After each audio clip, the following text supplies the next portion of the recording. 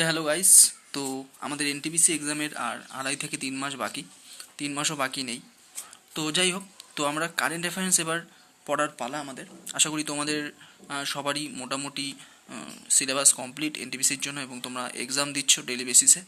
তো current affairs কীভাবে তোমরা পড়বে এবং কোন কোন টপিকগুলো এখন শর্ট টাইমে পড়ে যাবে।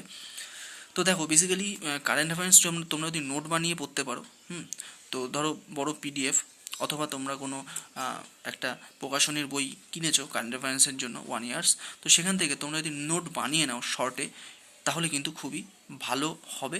এবং পরীক্ষার সময় ওই যে শর্টভাবে লিখে নোটটা তুমি তৈরি করছো, তো সেই শর্টে নোট তৈরি করার ফলে পরীক্ষার আগে পড়ে যেতেও কিন্তু তোমাদের অনেক সুবিধা হবে। তো সে কারণে আমি বলি যে তোমরা যারা যারা কারেন্ট অ্যাফেয়ার্স পড়বে, তারা নোট বানিয়ে পড়ো এবং শর্টে জিনিসগুলো শর্টে লিখে লিখে অল্প জায়গায় আমাদের মেন যে 1 বছরের মেন মেন টপিকগুলো রয়েছে সেইগুলো সব মুখস্থ করে রাখো, এবং পরীক্ষার আগের দিন সুন্দরভাবে অল্প সময় যাতে দেখে যেতে পারো।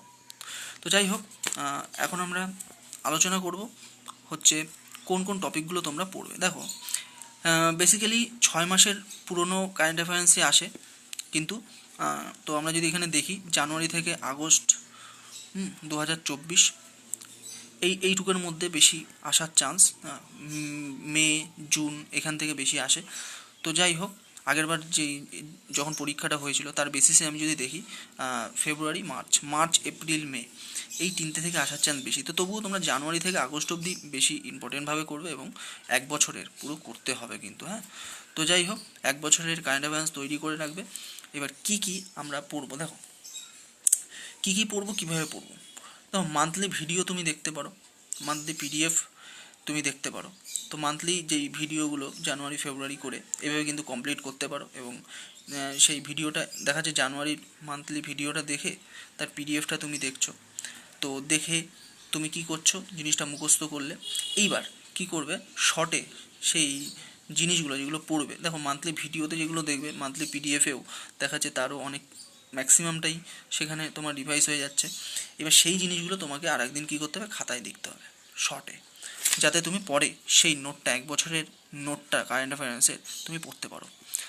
তো যাই হোক, আর মাল্টিপল টাইম তোমাকে রিভিশন কিন্তু অবশ্যই করতে হবে। জানুয়ারি লিখে যেই জানুয়ারি পড়বেই না, ফেব্রুয়ারি মার্চ এপ্রিলে চলে গেলে, হ্যাঁ, তো ওইভাবে নোট বানালে হবে না। তোমার জানুয়ারি কিন্তু পড়ে যেতে হবে, এবং ফেব্রুয়ারি পড়ে যেতে হবে, ফেব্রুয়ারি মার্চ পড়ে যেতে হবে। অর্থাৎ এপ্রিলের যখন তুমি নোট বানাচ্ছো তখন জানুয়ারি ফেব্রুয়ারি মার্চ এপ্রিল, ঠিক আছে। তো এইভাবে কিন্তু তোমাকে পড়তে হবে।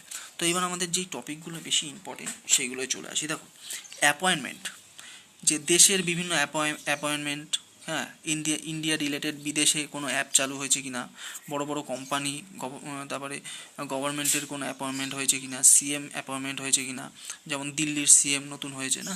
তো এই জিনিসগুলো কিন্তু করতে হবে। ইম্পর্টেন্ট ডেজ, দেখো পুরো সালের ইম্পর্টেন্ট ডেজগুলো এবং থিম সমেত, এবং কার স্মরণে পালিত হয়, এই জিনিসগুলো তোমাকে দেখতে হবে। নেক্সট হলো অ্যাওয়ার্ড। তো অ্যাওয়ার্ড, বড় বড় অ্যাওয়ার্ড, এগুলোয় ফোকাস করবে, ছোটোখাটো অ্যাওয়ার্ড না, যে বড় বড় অ্যাওয়ার্ড যেগুলো হয়, হ্যাঁ, সেই অ্যাওয়ার্ডগুলো 1 বছরে কী কী অ্যাওয়ার্ড দেওয়া হয়েছে সেই জিনিসগুলো কিন্তু লিখতে হবে আর মুখস্থ করতে হবে। স্পোর্টস থেকে মেজর টপিক, হ্যাঁ, কোথায় কে পেয়েছে, দেখা যাচ্ছে চ্যাম্পিয়ন্স ট্রফি হয়েছে, বা কোনো ট্রফি জিতেছে স্পোর্টসে, তারপরে দেখা যাচ্ছে অলিম্পিক হয়েছে, সেখানে কে কোন পদক পেয়েছে, সেই সমস্ত জিনিসগুলো মুখস্থ করতে হবে।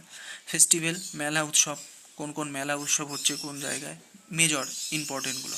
ব্র্যান্ড অ্যাম্বাসেডার, ঠিক আছে। তো মেন খুব বড় বড় কোম্পানির ব্র্যান্ড অ্যাম্বাসেডার কী হয়েছে, টাটা যেরকম, হ্যাঁ, বিড়লা।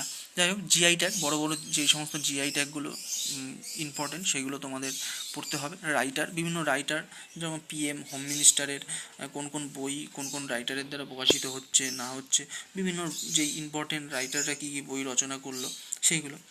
আচ্ছা, নেক্সট হলো মৃত্যু রিলেটেড, অর্থাৎ কোনো বিশেষ ব্যক্তির মৃত্যু হয়েছে, সেই কবে মৃত্যু হয়েছে এবং সে কোন ফিল্ডে যুক্ত ছিল সেইগুলো কিন্তু তোমাকে জানতে হবে। সায়েন্স অ্যান্ড টেক, দেখো দেখা যাচ্ছে ইসরো কোনো একটা জিনিস লঞ্চ করেছে, হ্যাঁ, কোনো একটা মিসাইল লঞ্চ হয়েছে, তো সেই ধরনের কিছু তোমাকে সায়েন্স অ্যান্ড টেকনোলজি পড়তে হবে।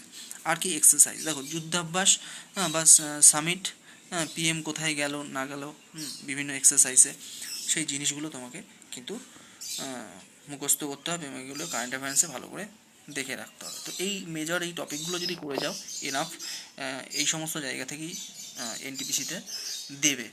তো তোমরা এক বছরে সুন্দরভাবে করে যাবে কারেন্ট অ্যাফেয়ার্স। আশা করি ভিডিওটি তোমরা বুঝতে পেরেছো। আর যদি কোনো কোয়ারি থাকে অবশ্যই জানিও কমেন্টে। তো দেখা হচ্ছে পরের ভিডিওয়ে। ততক্ষণের জন্য সবাই পড়াশোনা চালিয়ে যাও এবং সবাইকে বেস্ট অফ লাক।